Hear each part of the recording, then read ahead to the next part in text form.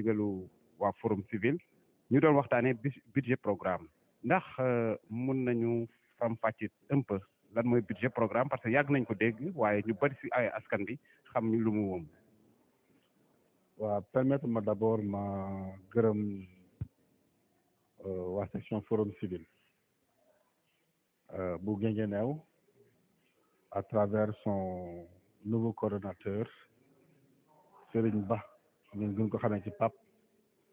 gërëm également le coordonnateur sortant monsieur Bara Diohadé ci liggéey bu rafet bi nga xam ne ñu ngi koy def biir Guinguinéo ànd ci ak autorité yi ñëpp amul xaaji ak seet loolu dafa nekk loo xam ne il faut ñu wax ko pour ngir témoignage yi nga xam ne dégg nañ ko ci population bu Guinguinéo remercier également autorités locales yëpp préfet le maire de la localité wala la mairesse de la localité le secrétaire municipal ak ñëpp ñi nga xam ne ay autorités politiques lañ nekk au niveau de Guinguinéo li ñu fi indi tey rek mooy waxtaane instrument boo xam ne naam bi mu duggee Sénégal depuis 2011 la gannaaw bi UEMOA jëlee ay mesures en 2009 ne dañuy dem ci li ñuy wax budget programme wala boog gestion axée sur les résultats Sénégal jëmal ko 2011 waaye taxul woon ministère yi appliqué ko ba 2016 mu am modification loi bi mais 2020 ñu am loi bu bees ànd ak loi de finance boo xam ne dafa jëmal dans chaque ministère mu am li ñuy wax programme donc li nga xam ne moom la Sénégalais yi war a xam fi mu nekk nii mooy bu ñu budget programme dafa am ay orientation stratégique maanaam niñ nga jëlee xaalis di ko jox yenn ministères yi na leen dem nañ ngeen dépensé ko waaye ak ni ñu tëggee budget yi fi nekk nii dañ naan la kat jox nañ la xaalis waaye yow ñi ngi xaar ci yow résultat te résultat boobu noonu dinañ ko mesurer pour xam exactement ndax li taxoon ñu jox la xaalis bi antu na wala antuwul fixer les objectifs maanaam def li ñuy wax gestion axée sur le résultat et non gestion axée sur la logique de moyens lu ñu seet foofu mooy une recherche de performance beneen bi wàllu mooy wan nañ également participants yi na leen dafa am ay réformes yoo xam ne moom moo waroon a accompagner gestion axée sur le résultat te population bi war a taxaw pour saytu également seen xaalis muy dugg maanaam dafa am ay li ñuy wax ay responsables de programme dans chaque ministère ay responsables de programme dans chaque ministère pouvoir bi nga xam ne moom lañ joxoon ministre des finances nga xam ne moom rek moo amoon possibilité pour di wax leen yéen fay leen wala yéen fay leen pouvoir boobu noonu ministère des finances rek yoratu ko waaye fi mu nekk dañ ko tas ci ministère yëpp tas ko également ci institution yi nga xam ne moo nekk biir Sénégal ba tax na tey jii ñu ne tey nañ ñëw au niveau de Guinguinéo ak suñu section waxtaane askan bi ne leen ministère yëpp tey jii nii dañuy appliquer li ñuy wax budget programme te programme bu nekk am na ay action bu nekk am na ay activité donc yéen askan wi yéen a war mën taxaw pour def le contrôle bi nga xam ne moom moo war ci wàllu éducation ci wàllu santé ci wàllu mine bi nga xam ne moo ñu dajaloon tey ci wàllu hydrocarbure muy gaz ci pétrole am ngeen possibilité à travers ay outils am ngeen ay possibilité pour wax xool li ñuy wax document bi ñuy wax le document de programmation budgétaire économique pluriannuel am ngeen possibilité pour contrôler dépenses yi à travers un document bi ñuy wax le document de programmation pluriannuelle des dépenses am ngeen possibilité également pour contrôler ni ñu exécuter dépenses yi à travers li ñuy wax le rapport trimestriel d'exécution budgétaire comme également am nañ possibilité bu at bi jeexee képp koo xam ne responsable de programme nga woon nga élaborer li ñuy wax un rapport annuel de performance donc rapport annuel de performance boobu noonu ci lañ mën a sukkandiku nag pour xool ndax objectif yi ñu la fixé woon ndax atteindre nga ko ndax am nga résultat yi boo amee résultat yi ndax niñ ko bëggee woon defee nga ni ko man ndax indicateurs yi taxaw na ndax également ci at nga ko defal donc dañu ñëwoon également non seulement échanger ci budget programme appliqué au secteur des mines mais également échanger de façon globale sur le budget programme de façon générale parce que gis nañ ne la plupart du fi nekkoon ñi ay enseignants lañ ñii ay inspecteur de l'éducation lañ ñii également ñu ngi nekk ci wàllu finance ñu ne leen outils yii ngeen fi jëlee mën ngeen ko appliquer ci ñëpp na Sénégalais jàpp ne chaque ministère tey dañ koy exécuter en fonction de budget programme wante li nga xam ne également fi mu nekk nii moom la participants yi wax te ñaawlu ko ñun Forum Civil ñu koy ñaawlu mooy rapport yi nga xam ne corps de contrôle yi dañ koy yoral askan wi te duñ leen ko jox mu nekk waa Cour des comptes amee nañ ay rapport sénégalais yi te li nga xam ne dégg nañ ko ci président Cour des comptes mu ne dañuy xaar ba mois de mars pour ñu génne également ay rapport Cour des comptes loolu dafay mel ne kat élection locale yi ñu jëm daa am ñoo xam ne autorités yi dañu leen bëgg a protéger ndax ñoom déjà war nañu jox ñaar rapport inspection générale d'État yore nañu ñaar rapport OFNAC yore nañu également ay rapport texte également ñu nësaxal aujourd'hui li ñuy wax les corps de contrôle interne moo tax boo gisee tey détournement yi nga dégg détournement fii détournement fële parce que corps de contrôle yi nga xam ne ñoo war def seen liggéey ni mu waree ñooñu dañ leen nasaxal donc li ñuy gën a regretter au niveau du Sénégal mooy surtout surtout redevabilité maanaam rapport yi nga xam ne état bi daf ko yoral askan wi du leen ko jox Forum Civil dina ci bay waaram section wu Guinguinéo dina ci bay waaram ba nga xam ne lu mu laaj ci plaidoyer pour que état bi publie les rapports dinañ ko def li mu laaj également pour gën a wàcce information bi à la base pour population bi jot ci également Forum Civil bu Guinguinéo également dina ko def incha allah. monsieur Seck ñu gis ne secteur yi bëri na lool jot nga see commencé lim sànq mais tey ñu jukk ci bu wàllu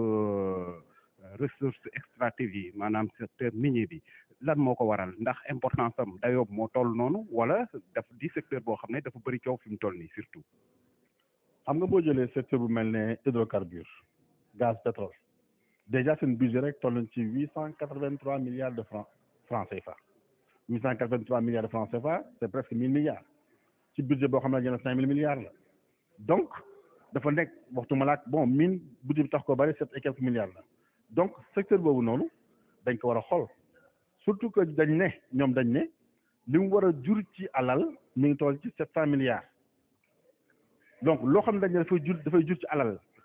700 milliards par an Forum Civil waxoon fii ne seen concertation bi ngeen oote woon bi président oote woon concertation boo koy woote dafa am ñaari ponk bonne gouvernance yoo xam ne dafa war a ànd ak moom benn bi mooy participation benn bi mooy inclusivité participation moo di ne nga woote ñëpp inclusivité mooy li nga xam ne mooy cëslaay concertation bi nga teg ko ci loxo organisation civile yi ñu càmbar ko xool ko ndax yow li ngay wax ne 90% mooy dem ci budget bi 10% dem ci fonds d'intervention ci fonds de stabilisation bi ñu ne kat xaalis bi fi dugal wóoruwul pour société civile wala mën a càmbar texte bi pour mën jox ci xalaatam ma jox la benn firnde am na benn texte boo xam ne depuis 3 jours ñu ngi koy partagé ne texte bi moo nekk texte wu pour répartition des revenus pour wax la rek ci wàllu hydrocarbures maanaam ci conseil présidentiel bi passé pour wax la importance su partage bu ko Forum Civil waxee bi Forum Civil génnee dañoo war a partager texte bi am na ñu ma partager un projet de texte jégoon ci gouvernement bi mais ñoo xam ne jege nañu réseau gouvernement bi mais texte bu ñu ko partagé bu ma lire l'article 11 état bi dafa ne woon à travers le ministre des finances naka la ñuy partagé xaalis bi 90% day dem budget 10% dem fonds intergénérationnel pour le fonds de stabilisation ñu ne dañuy xool différence entre li nga xam ne mooy prévision ak li nga xam ne moom lañ jot jël ci benn taux abondé maanaam fournir fonds de stabilisation bi waaye texte bi ma jot 80% mooy dem budget 20% fonds de stabilisation donc ban information moo ci fiable entre texte bi nga xam ne ñi ñu koy partagé sànq ba tey ak texte ak li nga xam ne moom la ministre bi également proposé donc fu la wax naa la 90 lañu wax mais fii 80-20 lañu wax donc loolu mooy wan toujours solos waxtaan diisoo li nga xam ne dañ ne askan moo ko bokk parce que bu ñu fàtte ne constitution du Sénégal moo ne article 25 que les ressources naturelles appartiennent au peuple.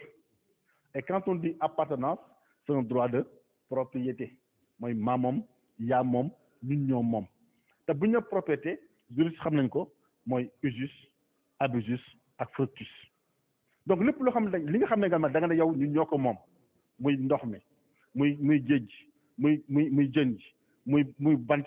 forêt yi muy pétrole bi muy gaz bi muy lépp loo xam ne dafay jóge ci suuf si yaa maa ko moom donc balaa nga cee dogal laaj ma sama xalaat donc ñun nag loolu moo waraloon dem Thiès dem Saint-Louis tey jii nii ci wàllu budget programme nga xam ne initiative bu bees la ñu ne kat bu ñuy génn nañ ñëw génn Guinguinéo parce que xam nañ Guinguinéo li mu teg ci dëkk bi pour mën a waxtaan ak askan mi da leen kat alalu réew mi kat nii nañ tëral noonu nañ koy gérer donc war ngeen ci xam lu bari. su fekkee nag mënuñu ñëw fii te dañ ci profité wax ci parce que coow li daf cee bari lool ci wàllu hydrocarbures yooyu nga nekkoon sànq daanaka bëri na sénégalais yoo xam ne ñoom seen yaakaar daf cee yàqeeku maanaam daal ci ay information yu ñuy jot daanaka loo xam ne produire guñ ko sax mais daanaka jarul ñu fi xaar dara parce que caxatee nañ ko bu yàgg ba jaay ko ba pare ndax loolu yow ci station bi nga toll xëy na am nga ci ay information yoo xam ne askan bi bëgg nañ ko xam. xam nga balaa nga wax gouvernement bi wax revenu liñ ci war a am mais sénégalais xamul luñ ci dugal balaa nga wax revenu da ngay maîtriser li ñuy wax le cost oil le coût pétrolier parce que nous sommes bu ñu fàtte ne dañoo nekk ci régime mu partage de production xam nga partage de production mooy ki exploité moo indi alalam moo indi ay bateau moo indi ay entreprise am moo indi ay hélicoptère am moo indi ay nitam andi également ces experts en subside moo ñu nekk ci suuf andi ñi nga xam ne ñooy poser ay tête de puits andi ces experts de façon générale dafa dépenser xaalis fay na ay facture donc boo nekk régime partage de production en fonction des années li ñu war a am balaa ñu naan li yëpp yaa ko moom li mu dugal ba pare da koy récupérer li ngeen gagné yéen ñëpp li mu dugal ba pare dépensé ko da koy récupérer mais li mu dugal yow maîtriser woo ko contrôle loo facture yi xam loolu li muy dépensé day ñëw rek jébbal na la lii lañ dépensé waaw boo ne 700 milliards ngay am mu ñëw na man dépensé naa lu ëpp 900 milliards looy wax kon yaa ko yoral 200 milliards donc balaa ngay wax li nga am li ngay am da ngay wax li ngay dugal te li ñuy dugal ñi nga xam ne ñoom ñoo naan ñooy experts yi ñoom gouvernement bi ñooy experts yi ñoom xamuñ li état bi dugal xamuñ li entreprise bi dugal te bu fekkee ne xam nañ li entreprise dugal sax waxuñ askan wi lan la entreprise bi dugal mooy manque de transparence bi loolu moo tax mu am li ñuy wax askan wi xaw a tiit mais tiitaange boobu noonu dafa rogalaat ci pêcheurs yi rappelez-vous ci conseil présidentiel bi président de la République moom moo taxoon ne bàyyi leen di def relation entre pétrole ak pêche bi mu ko waxee ñu dem Ndar laaj waa Ndar ne leen président nee na nañ bàyyi def relation entre pêche ak pétrole waa Ndar ne président dafa juum ndax su président tax mu juum mooy xamul ne pêcheurs yi dinañ dem nappi ba plus de 100 mètres ba 100 kilomètres ba egg 200 kilomètres donc fi ñu waroon egg nappi am na barrage am na foo xam ne également bu fa naroon dem di nappi dañ leen koy interdire parce que plateforme pétrolière la premier impact deuxièmement li war ne li firndeel ne pêche bi ak pétrole bi dafa lënkaloo mooy ñi exploité gaz bi ca nord muy waa BP pourtant ñu ngi ñëw Guet Ndar di leen defar formation ci yeneen métier yu bokkul ak pêche loolu mooy lan métier bi ngeen nekk yéen day yàqu donc ñu leen formé ci beneen métier pour ngeen adapté wu waaw bu relation amul woon formation bi di am ñett ñooñu également di entreprise yi ñu ngi fexe di leen defal lu ñuy wax responsabilité sociétale d'entreprise volontaire la sax mais bu obligatoire la waroon doon loolu beneen débat la donc bu ñu amul relation bi du ñëw di leen proposer des politiques de responsabilité sociétale d'entreprise moo tax président dafa jum parce que fu ñu installé brise laam mu am impact également ci pêcheurs yi donc loolu mooy li ma waxoon sànq rek il faut que lépp loo xam ne dafa jëm ci wàllu pétrole la gaz ñu pencoo ko bañ koo pàccoo te di wax benn affaire du rek yemul rek ci wàllu ressource gazière parce que ressource naturelle dafa yaatu muy forêt parce que tey boo demee tey ca Casamance exemple laa lay jox ki nga xam ne day exploité bois te amul forêt mooy la Gambie donc bois bi muy jógee bois bi muy jël fi muy jógee donc la Casamance lan mooy permettre tey ñi nga xam ne dañuy trafiquant jóge Sénégal dem ba Gambie di trafiquer te jàppuñu leen donc wàllu ressource naturelle dañ ko war a pencoo moo tax suñu ñëw tey fi mu nekk ni au niveau de Guinguinéo rëccuwuñu ko parce que dañu fekk section bu dynamique fekk également autorités yi dégg fekk population bu réceptive moo tax ñu am sawarte pour wax ak ñoom. monsieur Seck nag bala ñu la bàyyi dañoo nekk ci contexte bu xaw a particulier ñu jëm ci ay élection gox-goxaan te ku ne forum civil xam ne population yi moo ko tax a jóg te élection yi suñ koy wax tamit pour population yi la ñu gis ne front social bi dafa xaw a jax-jax fi mu toll nii forum civil ban taxawaay la ci war a mën a taxaw pour que élection yi ñu def ko ci jàmm ak salaam tension sociale bi tamit bu nekk ci wàllu këru liggéeyukaay yi ñu mun a apaiser parce que dañoo nekk ci jamono joo xam ne jamonoy résurrection la si bañ jógee ci pandémie bi donc économie bi il faut ñu dëgëralaat ko. ñaari pàcc benn moo au niveau stratégique booy woote jàmm da nga respecté texte yi am Sénégal dañu am violence ay wàllu charte kenn xamul dëgg bi mooy ku respecté règle du jeu violence du am maanaam boo respecté li constitution bi wax ministère de l'intérieur organiser élection yi de façon transparente mais position forum civil mooy ministre bu far mënoo organiser élection c'est une position de principe duñ ci varier ministre bu far mënoo organiser élection bu crédible deuxièmement autorité yi nga xam ne ñooy superviser mooy Sénat ñu tuddee njaaxanaay def seen liggéey nu mu waree les forces de défense et de sécurité également ñu def seen liggéey nu mu waree la constitution le code électoral ñu respecté ko lii mooy premier wu cislaayu jàmm ci élection parce que n'oubliez pas que élection c'est une compétition citoyenne mais également c'est une compétition politique surtout élection locale beneen fànn mooy ni ko forum civil daan defee jot naa léegi benn programme bu section civile bu Guinguinéo incha allah dinañ si jàppale ci wàllu avant les élections pendant les élections et après les élections dinañ si jàppale ba nga xam ne seen taxawaay au niveau opérationnel de population wu Guinguinéo dinañ ko gis comme ni ñu ko daan defee ba nga xam ne sensibiliser de population bi ci seen i carte sensibiliser de population bi également ci wàllu jàmm ci le respect également des autres mais également sensibiliser ou bien faire appel aux acteurs politiques que ñuy mën a ñuy jogante sur les projets et programmes et non par la force mais projet et programme de développement de Guinguinéo moo war a intéresser l'ensemble des acteurs politiques au niveau de Guinguinéo surtout également di leen woote ñu gën a jàmmoo seen biir kàddu yi ñagas également ñu bàyyi ko gannaaw respecté texte yi kàddu yi ñagas également ñu bàyyi ko entre les acteurs donc forum civil bu Guinguinéo incha allah dina dox waaram di faire appel également à la presse parce que on a souvent travaillé avec la presse et vous jouez un rôle très important également dans la consolidation de la démocratie au niveau du Sénégal et plus particulièrement également au niveau local donc yéen tamit continuer également à sensibiliser les populations incha allah tout ira bien. jërëjëf sëñ Seck un mot à l'endroit des populations d'autant plus que dañoo constaté ne forum civil souvent fépp foo dem rek ab groupe la bu ndaw boo xam ne daanaka daal ñi si adhéré duñ bari léegi lan lañu war a mën a def ba mu doon patrimoine population bi si boppam ñu jëlal ko seen bopp. waa xam nga tey jii nii bu fekkee da nga ne section bi bariwuñu mais ku dee ak baara ku dee ak sëriñ ne ko kontaan naa sa liggéey kooku adhéré na donc l'adhésion organique parce que dafa am lu ñu exiger au niveau du forum civil l'adhésion organique n'est pas obligatoire li ñu bëgg mooy mu nekk adhésion par conviction ak foofu mën toll parce que le but du forum civil mooy créer une masse critique d'acteurs mu nekk ñi def politique parce que tu n'as pas besoin d'épouser les idéaux du forum civil en étant au forum civil nekkal dans un parti politique mais épouse les idéaux du forum civil tu es du forum civil nekkal dans une association religieuse épouse les idéaux du forum civil tu es du forum civil nekkal dans une autre organisation de la société civile